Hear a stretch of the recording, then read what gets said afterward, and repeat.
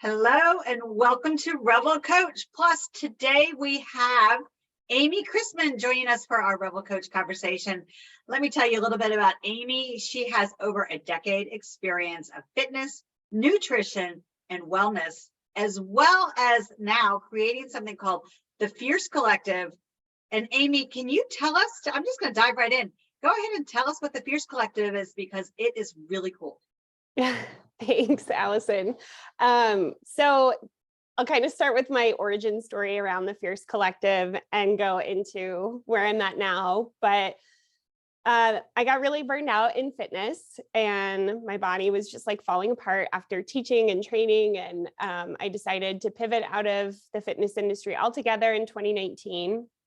And I just worked a nonprofit job for a while. And when 2020 hit, I really missed my fitness community and like the people who were working out with me or the people who I was working out with. And so I decided to start an online community called the Fierce Collective, where we would meet once a month and do a workout together and learn something new about each other. And then I would highlight whoever was teaching. So in 2020, I had like multiple instructors come in and teach and talk about their story.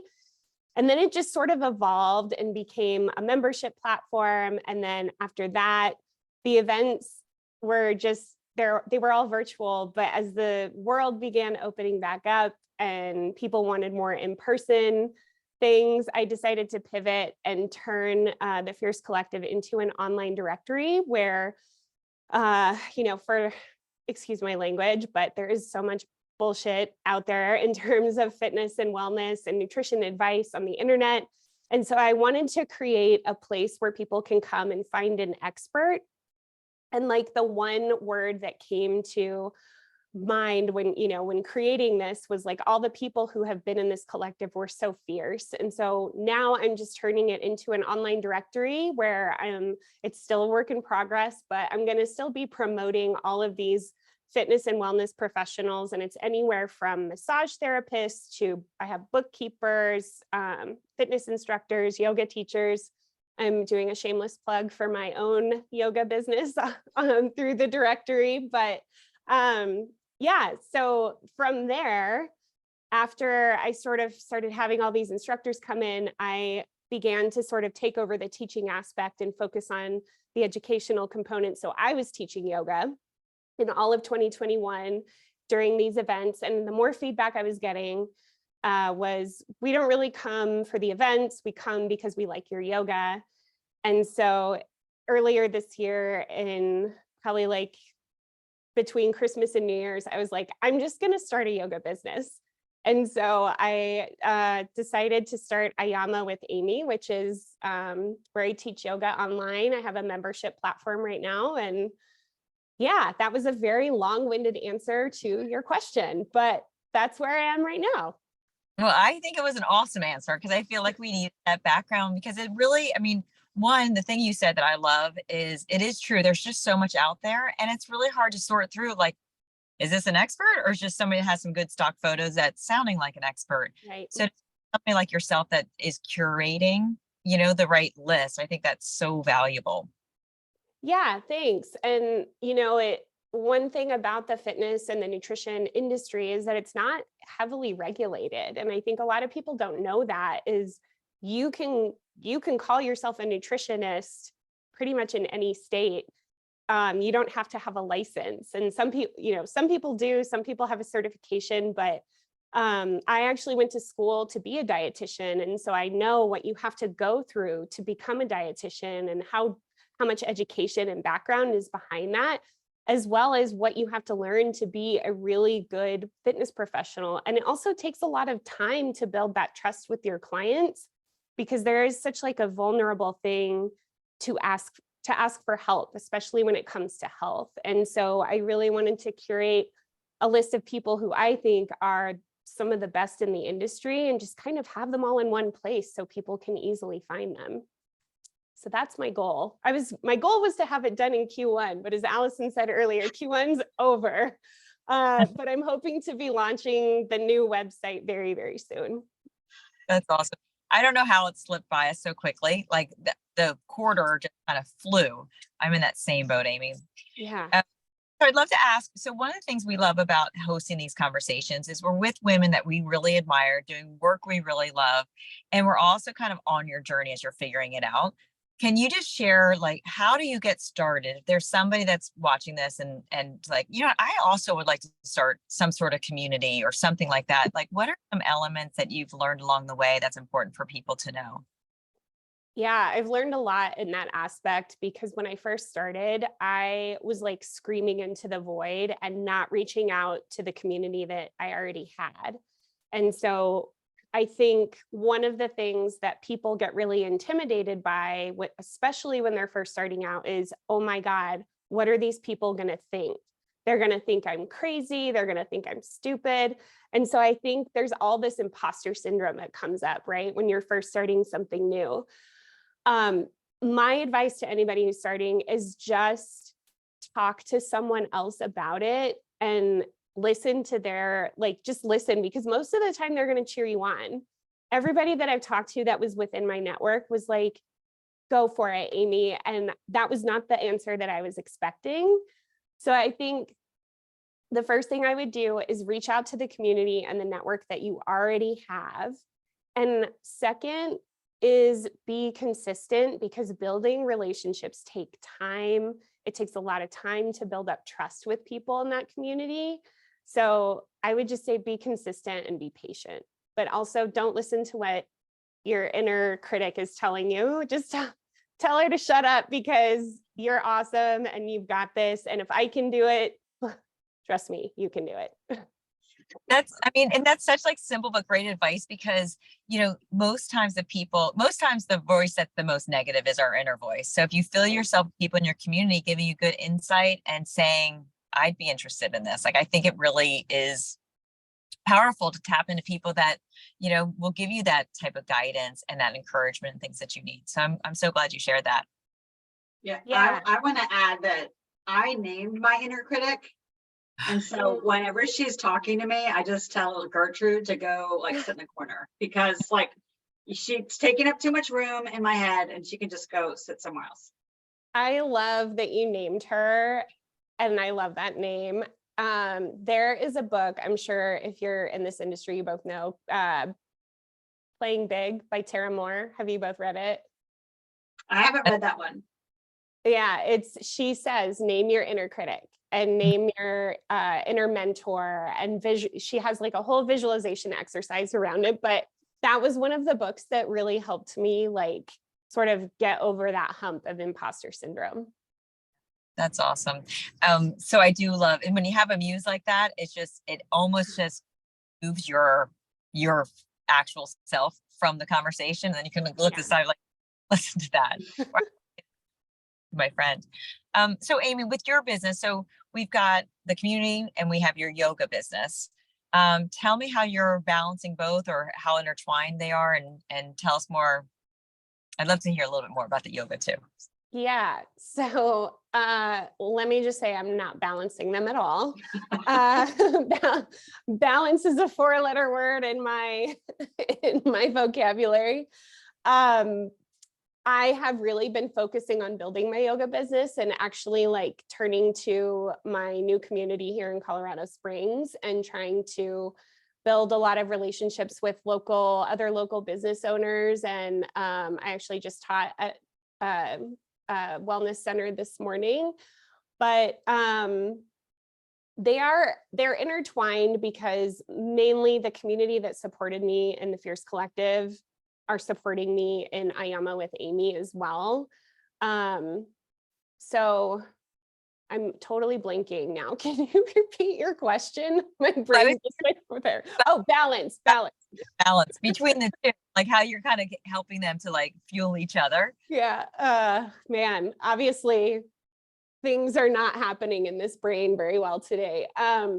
Yeah. So I talk about this a lot with like my clients and people who I teach, is that balance is really difficult to achieve, and that when you are focusing on one thing, something is always suffering. So, I've been focusing so much on building up Ayama with Amy this year that the Fierce Collective has kind of been on the back burner. But they are intertwined. Like I said, the community who supported me in the Fierce Collective is coming to a lot of my Ayama with Amy classes. And the nice thing is they're kind of like all spread around the West. So time zones we've been able to figure out and have people come to my yoga classes very easily because I teach mostly online. But yeah, balance is just, I'm also a mom. So I'm sure if you're both moms, you understand that if you have to do something for your business, you have to give up that time with your family. And my husband has a very demanding job. So he's traveling a lot and he works from literally sun up to sundown sometimes. So I'm juggling all of the things, and honestly, just take it day by day and take things as they come. And I never say that I can truly achieve balance because my house right now is an absolute disaster. And like, there's always things to do, but I would just say like, I'm doing the best I can and that's all I can do. Amy, I like to think that it's not balance, it's harmony that we're looking for, right? So Right. if you listen to a symphony, you'll have some instruments louder during some times and other instruments louder at a different time. And if they were all as loud as they could be at the same time, you wouldn't be able to hear anything. So you can really focus on one part of the harmony of your life at a time and really enjoy that. And so that's what creates it creates that interconnection that we long for, so that we can find room to get what we need to achieve accomplished. And it does. It's like, and then when we can take a minute here or there just to either wrap our head around what we're trying to achieve or just knock out something. It's like, wow, I did so much today. Yeah, I love that analogy because that gives like the best visual sense of sort of like what we're trying to do every day. And yeah, I agree. Like, I mean, I'm not going to lie, in the last like week, I've totally kicked some major ass just trying to find a new place and move into a new place and hire movers, and like all while still working on my business in the like short intermittent time that I have. But like this week I'm dead, I'm like, so now I'm like trying to create that harmony and let my body rest and know that like things will get done. It's just a season that I'm in and it's okay. And, I think it's easy, especially as moms, to get really overwhelmed because you're the one in your life that works to create that harmony, right? At least that's the situation in my life. And I know it's not that way for everyone, but I try to create the harmony, the routines, the pickups, the drop-offs, all of that. And so trying to maintain that for your kids, I feel like is the number one priority, and everything else can wait. The boxes will be unpacked, the dishes will get done. Like, it's just, you got to take it day by day. But that is the best analogy I've heard since starting all of this. And I'm going to have to, I think I'm going to steal it. Sorry, Allison, I'm going to steal it. You can steal it. That's fine. I'm sure I got it from somewhere else. And like, I love that analogy so much. So good. So true. One of the things I love, like Alice and I started interviewing, female entrepreneurs about 5 years ago. And we have been like consistent where we do it every Tuesday at 2:00 Eastern time. And we've learned so much. But one of my favorite things is like a conversation like this, because there's so many people that get hesitant on going forward because they're afraid of the messy. But when you like showing up today and you're just being truthful, because I think entrepreneurship is, especially in the early years, it's very messy. And so I had a big adjustment going from corporate America, where it was very structured, and you say something, it impacts like, the cascade of everything from compensation to who we hired, budgets. So to kind of go into the entrepreneurial world, it was hard for me because it was so like, well, let's try this, let's try that. And then I would find more struggle than I needed because I wasn't open up like you are, where we were getting really busy before we were starting. And, I'd have stuff with the kids and I'd get frustrated. And then at one point, Allison, as a good partner, was like, no one's really watching us. Like, we just started this whole practice, like, we could skip a Tuesday if you don't want to do the interview, or, it's like such small things but it was like, a best friend, an older sister, a bigger sister, and just looking out for me. I'm like, oh my God, you're so right. Like, and so we got this mantra of just following our heart. Like we did build a community. We do have our own coaching practice. It gets kind of messy in the intertwine, which is why I was asking you. And, but leading with the heart and making the choices for today while still going for it and not being afraid of being like, this is me today. And this is always doing the best, because we are in control of our lives, like as moms, as adults. And we sign up for, what we want and doing it in the way. So I just find your interviewing to be so awesome, like liberating, just to kind of hear you talk and being really, real.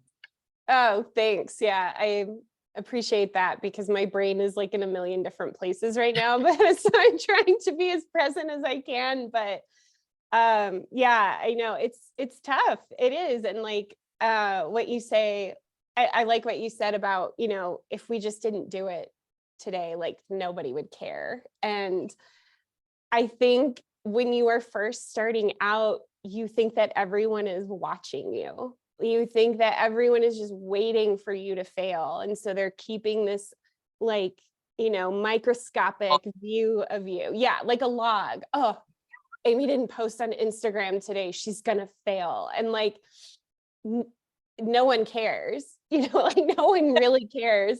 But I also think there is something to be said about like staying consistent and doing this for 5 years has helped you build the community that you have. And I know sometimes entrepreneurship and also just existing just feels like screaming into the void, especially if you're a mom. I feel like even to my husband, I'm like, is anyone listening to me? Like, dinner is ready.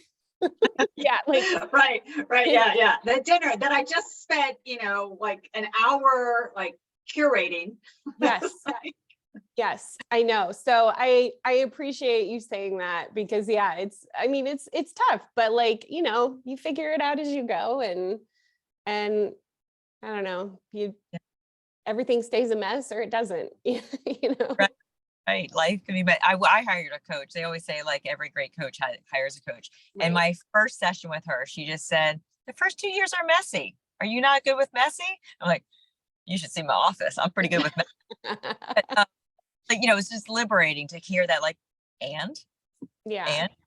But I'd love to ask you a question. I know like with your yoga practice, you're so good about when you're on the mat, like getting mindful, like how do you shut down the noise so you can be fully present, whether it's just for, the hour of yoga or just in general, like having that mindset. Can you share a little bit of insight to somebody that needs to kind of help, for example, no, but when you just how do you kind of like get yourself centered so you can really be present?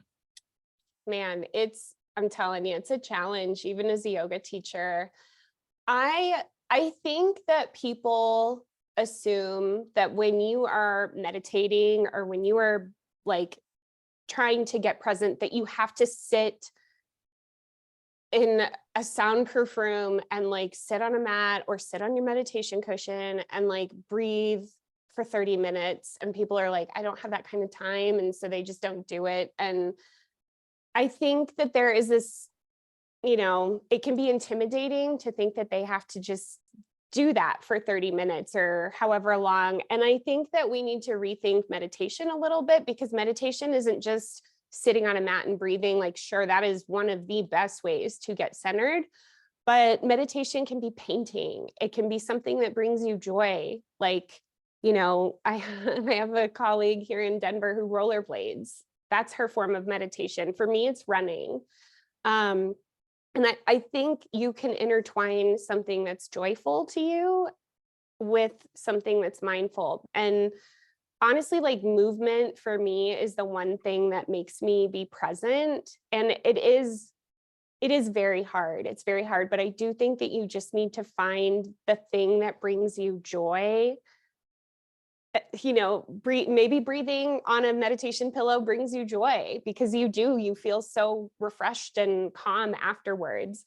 But shutting out that noise is very challenging. And I find when you pair it with movement, like a hike or just immersing yourself in nature, I wish I had like this great tip that everyone could take, but there really isn't one. I just think it's find something that brings you joy. Maybe it's gardening. Maybe it's just, I used to like take a paintbrush and just paint in a book.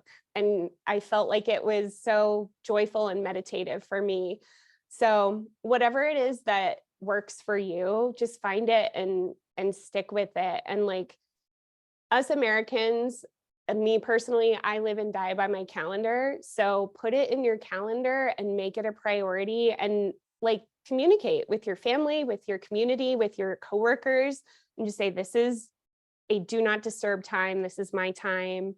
And just make it a priority for yourself, because if you don't, things suffer. And if mindfulness is very hard to achieve every day, but I think if you just find that one thing that you love that you can stay consistent with, just keep doing it and make it your time. That's Yeah. excellent. I love that. Love that answer. I was going to say, I wish I had like some, unique tip, but, for me, my meditation is running. I get so much out of running, not just the endorphins, but I find that when I'm running and putting one foot in front of the other, I'm so present. And I just think you got to find what works for you. I love it. Yeah. I was gonna say running is very, because it's so rhythmic, it can easily turn into that meditation where it's just it's the breathing and the sound of the footprint, the footsteps on the pavement or the dirt, and just that it's very consistent, and it can totally, because I enjoy a good run as well. Yeah, there's nothing like it. Every year I tell my friends, I'm like, I think my running days are over. I say it every year because I have such bad knees and I just can't give it up. I just can't. It's just too good.